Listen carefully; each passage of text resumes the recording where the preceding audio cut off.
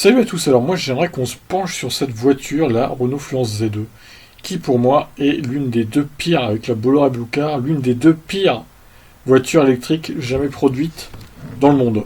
Clairement, soyons clairs. Alors pourquoi je dis ça? Parce que déjà elle a un vice caché. Je voyais encore aujourd'hui sur le forum automobile propre des gens qui se plaignent de leur Fluence, qui a vu leur moteur lâcher autour de 40 000, 50 000 km en gros.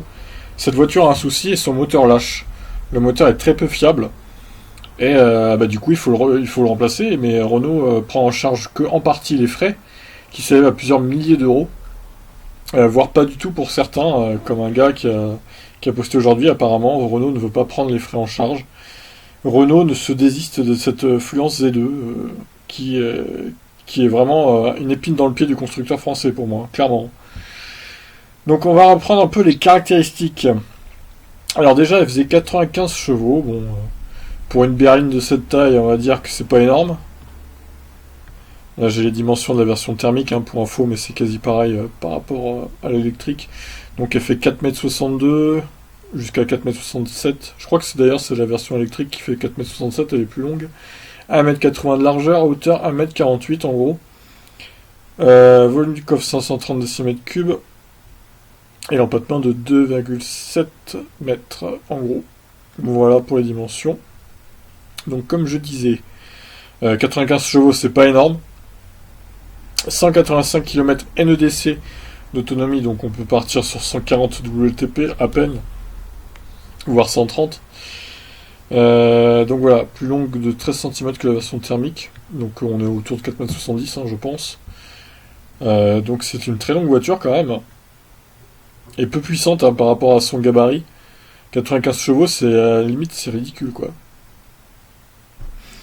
Donc évidemment, location de batterie, hein, comme sur toutes les Renault à l'époque, Twizy, Zoé, Fluence, location obligatoire, il n'y avait pas d'option d'achat.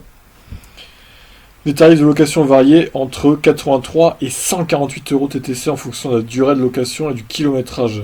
Le prix était au 17 février 2012. Vous vous rendez compte, 148 euros par mois, mais c'est juste énorme quoi. Alors, Renault Samsung Motors présente au salon de Séoul la SM3. Alors oui, Samsung a repris le Fluence pour la mettre à sa sauce et la badger SM3 Z2 quoi du coup. Mais c'était bien une Fluence Z2 qu'ils ont restylé, qui je trouve est un poil plus jolie que celle à France, mais bon après c'est qu'un avis perso.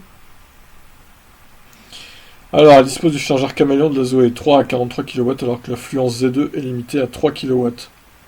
Ah ouais, alors la Samsung du coup, elle pouvait se recharger beaucoup plus vite que la Fluence qui était limitée à 3 kW.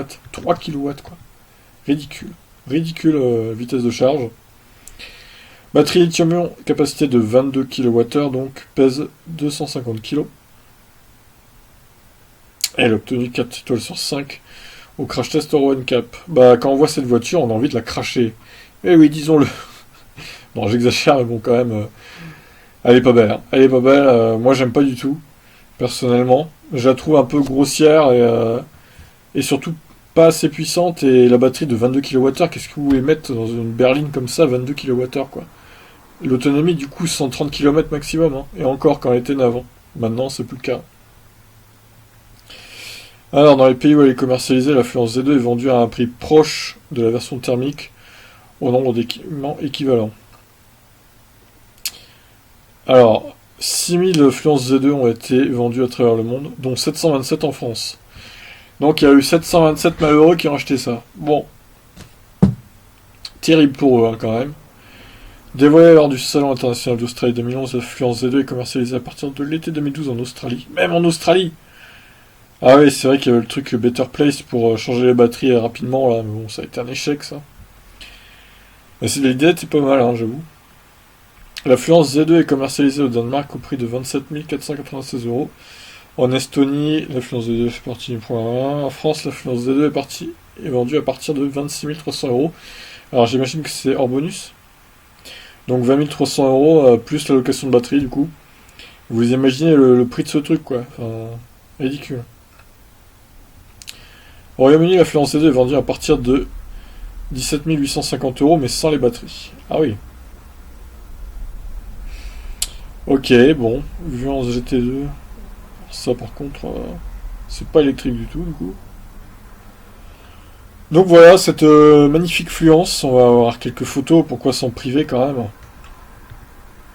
Ah, qu'elle est belle. Bon, elle est pas laide si vous voulez, mais moi déjà j'ai un problème avec les roues. Les roues elles paraissent toutes petites par rapport à la voiture quoi. Ça fait trop bizarre. Puis elle a un gros cul aussi quand même. Encore le concept était mieux je trouve. Les roues étaient plus grosses, ça le faisait mieux quoi. Que là, sérieusement, c'est un gros problème ces petites roues quoi. Bon bah voilà, cette petite Fluence magnifique, voilà. Moi je pense que c'est une des pires voitures créées en termes de voiture électrique. Pas en termes de voiture normale, hein, parce que quand même il y a beaucoup plus pire que ça on va dire. Je sais pas si ça se dit, mais bref. Voilà, bon, surtout le gros problème c'est sa fiabilité désastreuse quoi. Le moteur qui lâche au bout de 40 000, 50 000 km, ça c'est terrible quand même. Hein. Et surtout Renault maintenant qui...